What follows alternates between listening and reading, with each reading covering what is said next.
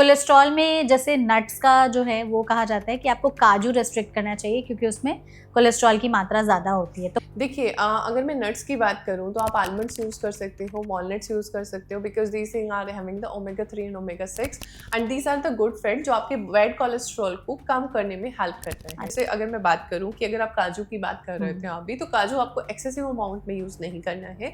कि अंडे का जो पीला हिस्सा है वो नहीं खाना है क्योंकि उससे कोलेस्ट्रॉल बढ़ता है। तो क्या सच में बंद कर देना चाहिए? लेकिन अगर आप मेडिसिन ले रहे हैं, अगर आपका बहुत सेडेंटरी है, आप एक्सरसाइजेस नहीं कर रहे हैं, तो दैट टाइम क्योंकि उसके अंदर फैट कंटेंट आपका ज़्यादा होता है, so that is the reason कि हम लोग उसको मना करके कोलेस्ट्रॉल बढ़ गया है तो डेयरी प्रोडक्ट्स बंद कर दो, खास करके दूध, दही, बटर, ये सब। क्योंकि अगर आप फुल क्रीम का यूज़ करते हैं तो उसके अंदर जो घी का कंटेंट है, फैट कंटेंट जो है वो काफ़ी ज़्यादा हाई हो जाता है।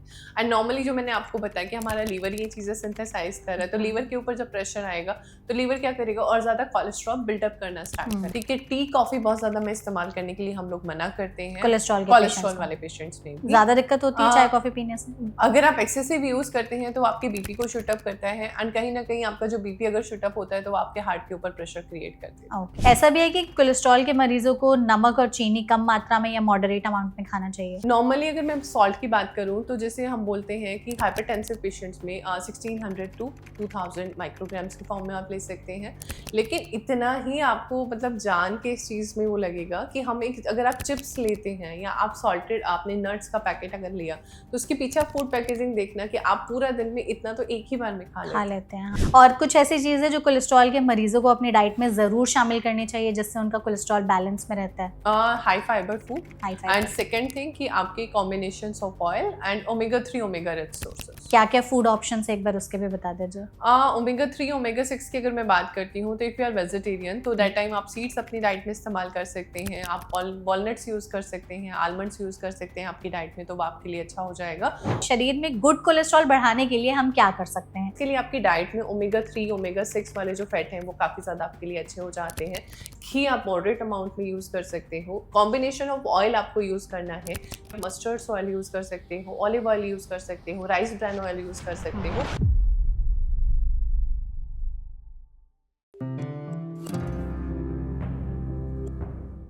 अगर आप कोलेस्ट्रॉल के मरीज हैं और जानना चाहते हैं कि आपको अपने डाइट में क्या शामिल करना चाहिए, क्या नहीं शामिल करना चाहिए, किस तरीके के जो खाना है वो आप कंज्यूम कर सकते हैं, किस पर रिस्ट्रिक्शंस लगाने चाहिए और तमाम ऐसी चीजें जिसे लेकर के आप बहुत ज्यादा कंफ्यूज हैं, तो आपको ज्यादा परेशान होने की जरूरत नहीं है। आज के सेशन को हमने इसीलिए ऑर्गेनाइज किया है ताकि आप तक हम सही जानकारी पहुंचा सकें।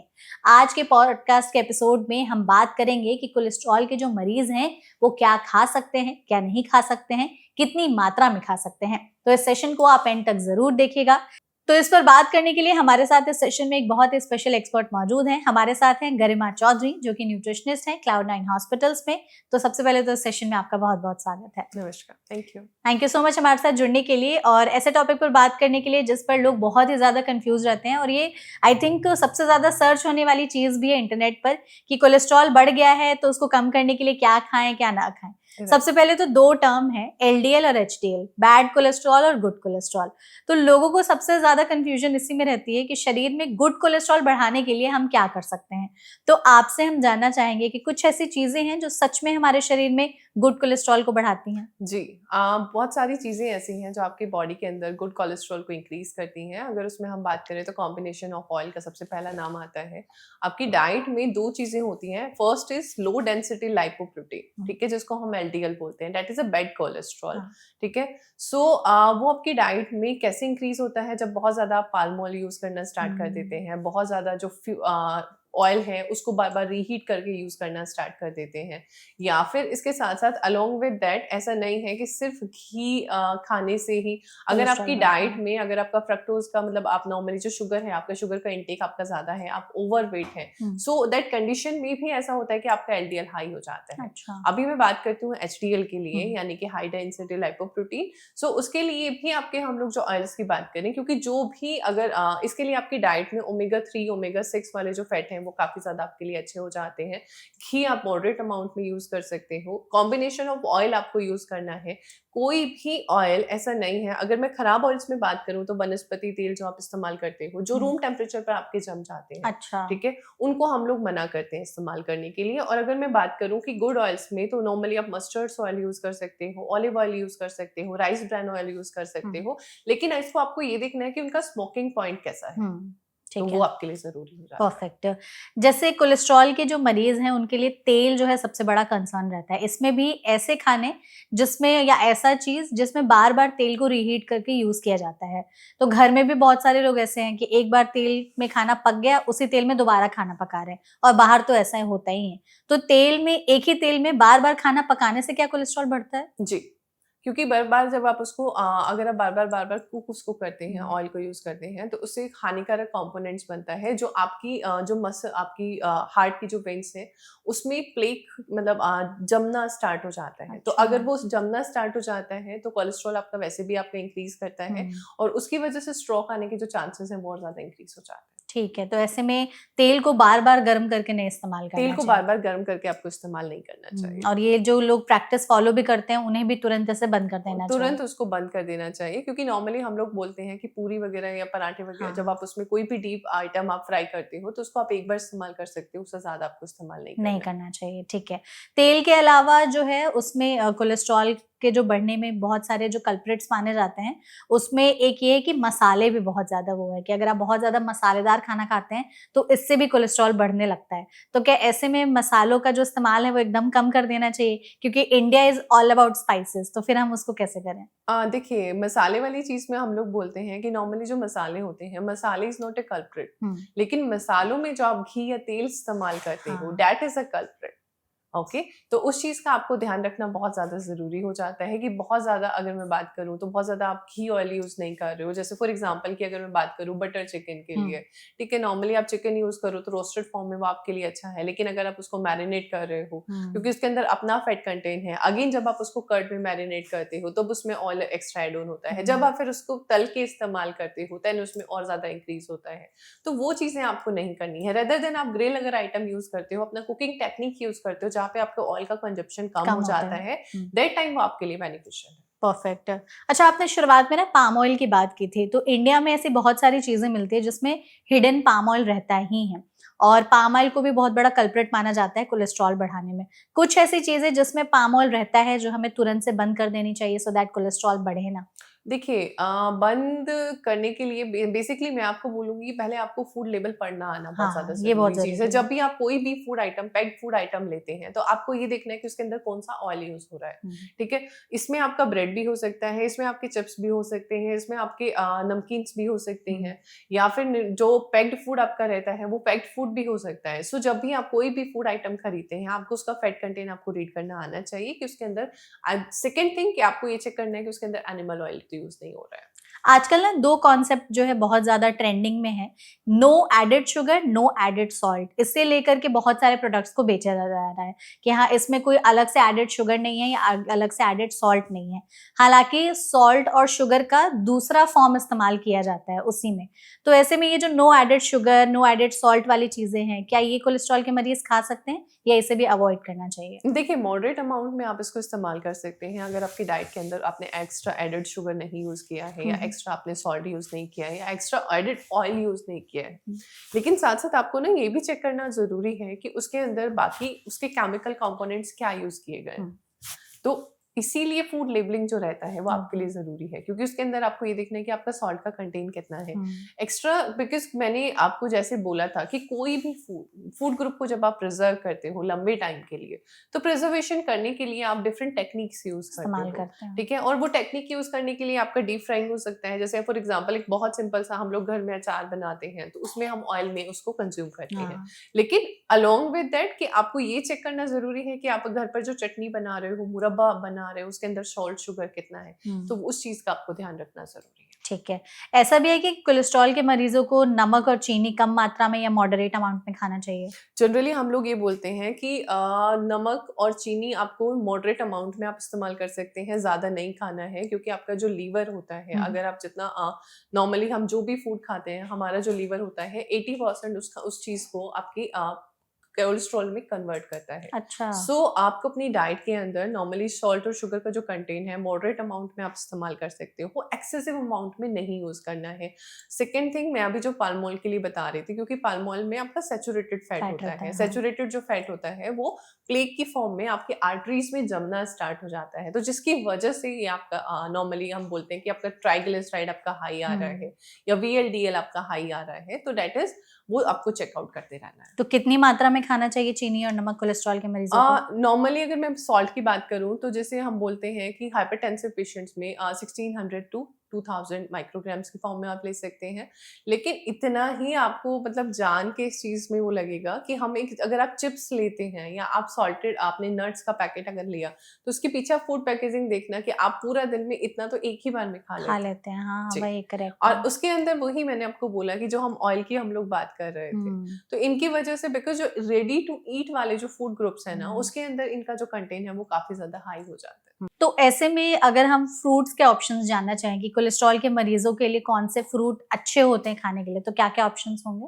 देखिए, जनरली फ्रूट्स में हम लोग रिस्ट्रिक्शन नहीं करते हैं ठीक है। फॉर जिन पेशेंट का आपका कोलेस्ट्रॉल हाई होता है, सो उस कंडीशन में हम लोग बोलते हैं कि फ्रूट्स आप कोई भी यूज़ कर सकते हैं, क्योंकि जो फाइबर होते हैं, यानी कि जो सोलेबल फाइबर होते हैं, वो क्या करते हैं, जब आप कोई खाना लेते हैं तो फैट कंटेंट को आपके ब्लड स्ट्रीम में जाने से रोकते हैं और बॉडी को उसको डायरेक्टली फ्लश आउट करने में हेल्प कर देते ठीक हैं। है। ठीक है, तो फ्रूट्स आप कोई भी अपनी डाइट में इस्तेमाल कर सकते हैं, लेकिन पैक्ड जो जूसेस हैं हुँ, वो आपको यूजेस आपको कोशिश कीजिए कि नहीं करना है, जब तक आप लंबा ट्रैवल नहीं कर रहे हैं जहाँ पर आपके पास कोई अवेलेबिलिटी ही नहीं है, नहीं। क्योंकि उनके अंदर शुगर कंटेंट आपका काफी ज्यादा हाई होता है, तो वो आपके लिए बेनिफिशियल नहीं रहता है। इसमें भी मेरा एक सवाल रहेगा क्योंकि लोगों को लगता है कि फ्रूट जूस बहुत हेल्दी होता है तो वो पी सकते हैं। लेकिन फ्रूट जूस आज के समय में कहा जा रहा है कि उसमें फ्रक्टोज़ रहता है, फाइबर तो है नहीं, तो वो चीनी ही है। तो फ्रूट खाना चाहिए या जूस पीना चाहिए? फ्रूट्स खाना चाहिए ज़्यादा रेदर वो देन बेटर है। जूसेस, क्योंकि जो फ्रूट्स होता है ना, फ्रूट्स क्या करता है, वो फ्रक्टोज मेटाबॉलिज्म को, क्योंकि फ्रूट्स हमारी डायरेक्टली आपकी ब्लड स्ट्रीम में बहुत जल्दी चला जाता है, बहुत जल्दी एब्जॉर्ब हो जाता है, सो उसकी वजह से आपके लीवर के ऊपर लोड इंक्रीज हो जाता है। और जनरली लीवर क्या करता है कि जो आपका एक्सेसिव कोलेस्ट्रॉल है ना, उसको बाइल एसिड की फॉर्म में बॉडी से फ्लश आउट करता रहता है। ठीक है। ठीक है, तो आपको इस चीज का ध्यान रखना है कि टेकिंग मतलब नॉर्मल पैक जूसेस के बजाय आप फ्रूट ज्यादा लो, ताकि उसके अंदर फाइबर हो। फाइबर होगा तो वो आपके कोलेस्ट्रॉल को बॉडी से आउट करने में काफी हेल्प करेगा। ऐसी कोई स्पेसिफिक सब्जियाँ भी हैं जो कोलेस्ट्रॉल के लिए अच्छी होती हैं? नॉर्मली कोलेस्ट्रॉल के लिए जैसे मैंने आपको बोला कि हाई फाइबर जो जितनी चीजें हैं, हाई फाइबर में आपकी ऑल वेजिटेबल्स भी आ जाएंगी, लेकिन इसके साथ साथ अलोंग में जैसे ओट्स है, किनवा है, these are the high fibre foods. Okay. ठीक है, सो आपकी गट हेल्थ, हर आपकी कितने भी रोल हैं, चाहे आपकी कोई भी डिजीज है, बीमारी आपकी गट हेल्थ आपकी मेन रोल इंपोर्टेंस प्ले करती है। सो आपकी डाइट के अंदर कोशिश ये करना है कि आपकी डाइट में सोलेबल फाइबर्स ज्यादा होना जरूरी है। परफेक्ट। कोलेस्ट्रॉल में जैसे नट्स का जो है वो कहा जाता है कि आपको काजू रेस्ट्रिक्ट करना चाहिए क्योंकि उसमें कोलेस्ट्रॉल की मात्रा ज़्यादा होती है। तो कौन से नट्स खा सकते हैं, कौन से नट्स नहीं खा सकते हैं? देखिए, अगर मैं नट्स की बात करूँ तो आप आलमंड्स यूज़ कर सकते हो, वॉलनट्स यूज़ कर सकते हो, because these thing are having the omega 3 and omega 6 and these are the good fat जो आपके बैड कोलेस्ट्रॉल को कम करने में हेल्प करता है। अच्छा, अलोंग विद दैट कुछ ड्राई फ्रूट्स ऐसे हैं जिसके अंदर फैट कंटेंट आपका हाई ज़्यादा रहता होता है, तो आप उसको excessive amount, I am not saying these are the harmful, है। But in a excessive amount आप कौन-कौन से नॉर्मल वो? मॉडरेट अमाउंट में यूज कर सकते हैं। जैसे अगर मैं बात करूं कि अगर आप काजू की बात कर रहे थे अभी, तो काजू आपको एक्सेसिव अमाउंट में यूज नहीं करना है। नॉर्मली एक दिन में आप 4 से 6 बादाम यूज कर सकते हैं, 2 आप वॉलनट यूज कर सकते हैं। उसके अलावा आप नॉर्मल पिस्ताज यूज कर सकते हैं आपकी डाइट में। सीड्स आप यूज कर सकते हो बिकॉज उनके अंदर भी ओमेगा 3 ओमेगा 6 होता है, जो आपकी आपके लीवर हेल्थ को, आपके हार्ट हेल्थ को बेटर करने में काफी हेल्प करता है। परफेक्ट है। अच्छा, सबसे बड़ा जो कंसर्न होता है कोलेस्ट्रॉल के मरीजों के लिए वो है अंडा, कि अंडे का जो पीला हिस्सा है वो नहीं खाना है क्योंकि उससे कोलेस्ट्रॉल बढ़ता है। तो क्या सच में बंद कर देना चाहिए? अगर आप एक हेल्दी लाइफस्टाइल जीते हैं और अगर आप एक्टिव हैं, तो दैट टाइम आप 1 एग वाइट यूज कर सकते हैं। लेकिन अगर आप मेडिसिन ले रहे हैं, अगर आपका बहुत सेडेंटरी है, आपको एक्सरसाइजेस नहीं कर रहे हैं, तो दैट टाइम क्यों, बिकॉज उसके अंदर फैट कंटेंट आपका ज्यादा होता है, so that is the reason कि हम लोग उसको मना करते हैं। और ऐसे ही नॉन वेजिटेरियन में क्योंकि कोलेस्ट्रॉल बढ़ाने के लिए कहा जाता है कि अगर ज़्यादा दिक्कत हो रही है तो नॉन वेज खाना बंद कर दो। नॉनवेज में हम लोग red meat, because that is a lean protein, ठीक है। हाँ। रेड मीट में बिकॉज फैट कंटेंट आपका काफी ज्यादा होता हम्म, है, तो इस वजह से हम लोग मना करते हैं। बाकी आप चिकन यूज कर सकते हो, आप फिश यूज कर सकते हो, but that depend on your cooking techniques कि आप कैसी कुकिंग टेक्निक यूज कर रहे हो। आप उसको ग्रिल करके यूज कर रहे हो, आप यूज कर सकते हो। हम्म, अगर आप नॉर्मली बॉइल्ड चिकन से ब्रूथ बनाते हो, उसको आप यूज कर सकते हो। सूप फॉर्म में आप उसको यूज कर सकते हो, तो hmm. That is good for you, वो ठीक बटर है। चिकन और आ, फिश करी बना के नहीं? नहीं नहीं, बटर चिकन फिश करी बना के नहीं, हम्म, बिकॉज अगर उस तरीके से आप बनाते हैं, क्योंकि उसके अंदर एनिमल फैट ऑलरेडी है, तो हम्म। एनिमल फैट के साथ आप नॉर्मल फैट को अगर कंबाइन करोगे तो वो आपके लिए ज्यादा बेनिफिशियल नहीं है। ठीक है। डेयरी प्रोडक्ट्स को लेकर के भी लोग बहुत ही ज्यादा कंफ्यूज रहते हैं। कहा जाए, मतलब ये बोला जाता है कि कोलेस्ट्रॉल बढ़ गया है तो डेयरी प्रोडक्ट्स बंद कर दो, खास करके दूध, दही, बटर, ये सब। तो आप इस चीज से अग्री करती हैं या नहीं? देखिए, मैं इस चीज़ पर एग्री ये करती हूँ कि आप, इट्स डिपेंड कि आप जो मिल्क यूज़ कर रहे हैं, आपको इस टाइम पर हाँ। टोन या डबल टोन यूज़ करना है अकॉर्डिंग टू योर हम्म, बीएमआईज़। ठीक है। आपका बीएमआई कैसा है? अगर आपका बीएमआई बहुत ज़्यादा है, तो आप डबल टोन यूज़ कीजिए। अगर आपका बीएमआई नॉर्मल है, तो आप सिंगल टोन यूज़ कर सकते हैं। Hmm, same with the cheese, same with the paneer, hmm. ठीक है? तो उसको हम लोग बोलते हैं कि क्योंकि अगर आप फुल क्रीम का यूज़ करते हैं, तो उसके अंदर जो घी का फैट। कंटेंट है, फैट कंटेंट जो है, वो काफ़ी ज़्यादा हाई हो जाता है।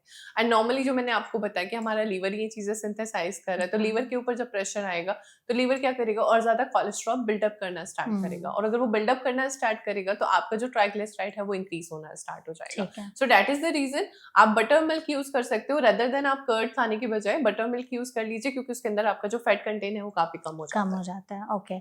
हमारे इंडिया में एक कल्चर है कि हर चीज के साथ कुछ नमकीन, कुछ मिक्सचर उनको चाहिए। तो नमकीन, भुजिया या इस तरह की तली भुनी चीजें चाय कॉफी के साथ पीने का बहुत ही वो है कि चाय कॉफी पी रहे तो थोड़ा बहुत ऐसा ले लो। इससे कोलेस्ट्रॉल बढ़ता है? देखिए, रोस्टेड अगर मैं बात करूँ, तो नॉर्मली हम लोग अगर स्नैक्स की बात करें, अगर मिलेट्स हैं, रोस्टेड आपकी मिलेट्स इजीली अवेलेबल हैं, वो हाँ। आप यूज़ कर सकते हो, लेकिन उसके अंदर आपको सॉल्ट कंटेंट बहुत ज़्यादा नहीं करना हम्म, है, ठीक है। अगर आप ड्राई फ्रूट्स यूज़ कर रहे हो, तो उनको घी या तेल के बजाय उनको ड्राई रोस्ट कीजिए, ठीक है। और उसमें सॉल्ट का इंटेक मत ऐड ऑन हम्म, कीजिए, हम्म। तो वो आपके लिए बेनिफिशियल हो जाएगा। नॉर्मली आप घर पे पोहे से जो चिड़वा नमकीन बनाते हैं, उसको आप यूज़ कर सकते हैं, वो आपके लिए अच्छा है। नॉर्मली अगर आप पनीर है, पनीर को नॉर्मली आप टोस्ट करके आप यूज़ कर सकते हैं अलोंग विद योर स्नैक की फॉर्म में, तो वो आपके लिए बेनिफिशियल हो जाता है। एक मिथ है या क्या है, आप प्लीज बताइएगा। कहा जाता है कि रेड वाइन पीने से शरीर में गुड कोलेस्ट्रॉल बढ़ता है, इस बात में है सच्चाई? देखिए, रेड वाइन अगर मैं बात करूँ रेड वाइन के लिए, तो नॉर्मली मैंने जितनी चीज़ें बताई हैं कि वो that is a ferment drink, hmm. ठीक है। और फर्मेंट जो फूड होता है, वो आपके डाइजेशन के लिए अच्छा अच्छा होता होता है। है। सो आपका ऐसा नहीं है कि रेड वाइन आपके लिए अच्छा है या बुरा है, आई एम नॉट सेइंग। लेकिन आप नॉर्मली कोई भी फर्मेंट अपनी डाइट में अगर इंक्लूड करते हैं, अगर आप फॉर एग्जांपल कोई भी फर्मेंट ड्रिंक यूज कर रहे हैं, हम्म। तो वो आपकी गट हेल्थ, आपके लीवर हेल्थ को अच्छा करने में हेल्प करता है। So right. That is the reason कि ये बोला जाता है तो मतलब पिया जा सकता है कोलेस्ट्रॉल के अगर पेशेंट हैं तो? कोलेस्ट्रॉल की, लेकिन है ना limited amount, limited because amount. उसके, हाँ। ठीक है। एंड दैट्स आल्सो डिपेंड कि उसके अंदर आपका अल्कोहल का परसेंटेज कितना ज्यादा है, हम्म। क्योंकि जो अल्कोहल है वो भी आपके ट्राइग्लिसराइड्स को हाई करने में बहुत बड़ा रोल प्ले करता है, अच्छा। Same along with the smoking, hmm. ठीक है। So these are the thing कि जिनका आपको ध्यान रखना जरूरी कुछ ऐसे फूड कल्प्रिट्स हैं जो सच में कोलेस्ट्रॉल बढ़ाते हैं और आपके हिसाब से जो मरीज हैं कोलेस्ट्रॉल के, उनको तुरंत आज से ही बंद कर देना चाहिए? है। डिफरेंट टाइप ऑफ मायोनीज, ठीक है। Different type of? Different type जो हम मायो यूज करते हैं, अच्छा, मैं। मायोनीज यूज हाँ। करते हैं खाने के अंदर, बिकॉज उसके अंदर एनिमल ऑयल जो हाँ। नॉर्मली आपका जो फैट कंटेंट है वो काफी ज्यादा हाई होता है। आपके जो फैट फूड आइटम्स हैं, या हम्म। फिर कोई भी फूड आइटम्स की जिसके अंदर आपने घी ऑयल का कंजप्शन बहुत ज्यादा यूज किया है, तो उनको आपको नहीं लेना चाहिए। हम्म। अनदर थिंग कि जितना भी आपका अगर मैं बात करूं कि जो कार्बोनेटेड आपकी ड्रिंक्स हम्म। वगैरह है, वो आपको बहुत ज्यादा यूज नहीं करनी है, तो वो आपके लिए हार्मफुल रहती तो जैसे आपने कहा कि मेयो जो है वो बहुत ही ज्यादा हार्मफुल होता है और उसका कंजप्शन जिस हिसाब से बढ़ा है उसको जितना कम कर सके उतना बेटर है। कोलेस्ट्रॉल के पेशेंट्स को अगर समझना हो कि हाँ उनकी थाली कैसे दिखे, कि वो अपनी थाली में क्या शामिल करे क्या नहीं शामिल करे, तो उसको थोड़ा सा एक बार बताइए। ओके। सो इन पेशेंट के लिए हम नॉर्मली फर्स्ट अगर मैं बात करती हूँ, तो आपकी डाइट के अंदर 1 bowl ऑफ पल्सेस यानी प्रोटीन आपका होना चाहिए, कॉम्प्लेक्स कार्ब। जब आप प्रोटीन को कंबाइन करते हो कार्बोहाइड्रेट के साथ, तो ये कॉम्प्लेक्स कार्ब में कन्वर्ट हो जाता है, डाइजेशन में इजी हो जाता है। जैसे मैंने बोला कि हाई फाइबर चीजें आपको यूज करना है आपकी हम्म। डाइट में, सैलड्स वगैरह, स्प्राउट्स वगैरह, बिकॉज स्प्राउट्स के अंदर जो प्रोटीन होता है वो आपके लिए काफी अच्छा होता अच्छा है, तो होता है। उसको आप इस्तेमाल कर सकते हैं along with the multigrain chapati, ठीक है। मल्टीग्रेन चपाती। या along with multigrain chapati and along with curd और बटर मिल्क, ये इस्तेमाल कर एंड दिस सकते इज हैं। अ मिथ कि ऐसा नहीं है कि विंटर्स में हमें कर्ड या बटर मिल्क नहीं यूज करना चाहिए। रूम टेम्परेचर आप कभी भी किसी भी वेदर में उसको यूज कर सकते कर सकते हैं, हाँ, क्योंकि उनको लगता है कि दही जो है ठंडी में खाएंगे तो उससे गला पकड़ लेगा या सर्दी हो जाएगी, हैं ऐसा जी। नहीं है। परफेक्ट है। हम अगर बात करें फ्रॉम ब्रेकफास्ट टू डिनर, तो क्या क्या ऑप्शन है कोलेस्ट्रॉल के मरीजों के लिए, थोड़ा सा आप हमें वो बता दीजिएगा। तो ब्रेकफास्ट ऑप्शंस में कोलेस्ट्रॉल के पेशेंट्स क्या खा सकते हैं? देखिए ब्रेकफास्ट ऑप्शन में मैंने आपको बोला कि आप अगर पोहा है, उपमा है, वर्मिसेली है, आप इनको बनाते हैं, अलोंग विद दैट आप इसमें पीनट्स यूज कर सकते हैं, आप रोस्टेड ड्राई फ्रूट्स यूज कर सकते हैं आपकी डाइट में, तो वो आपके लिए बेनिफिशियल हो जाता है। ठीक है। ठीक है, टी कॉफी बहुत ज्यादा में इस्तेमाल करने के लिए हम लोग मना करते हैं कोलेस्ट्रॉल के कोलेस्ट्रॉल पेशेंट्स को वाले पेशेंट्स में भी। ज्यादा दिक्कत होती है आ, चाय कॉफी पीने से? अगर आप एक्सेसिव यूज करते हैं तो आपके बीपी को शूट अप करता है, एंड कहीं ना कहीं आपका जो बीपी अगर शूट अप होता है तो वो आपके हार्ट के ऊपर प्रेशर क्रिएट कर देता है। ओके, और तो फिर हाँ, हाँ, तो ये तो चीजें अवॉइड वो करनी आपके चाहिए। लिए फिर हार्मफुल हो जाता है। ठीक ठीक है। आप ये कर सकते हैं कि जब भी आप ब्रेकफास्ट अपना इंक्लूड करते हैं, ब्रेकफास्ट के साथ में आप कोई भी डेयरी प्रोडक्ट सुबह में इस्तेमाल कर सकते हो आपकी डाइट में, या फिर अगर जो लोग डेयरी प्रोडक्ट नहीं करते हैं, ग्लूटेन से एलर्जिक हैं, उस टाइम पर आप कोई भी वेजिटेबल जूसेस बनाकर इस्तेमाल कर सकते हैं। ठीक है। उसके बाद फिर बात करते हैं मिड मॉर्निंग की, तो मिड मॉर्निंग में कोई भी आप मिक्स फ्रूट्स यूज कर सकते हैं आपकी डाइट में 1 bowl of. Along with that आप कोई भी या तो स्प्राउट्स यूज कर सकते हैं, वो आपके लिए बेनिफिशियल हो जाता है।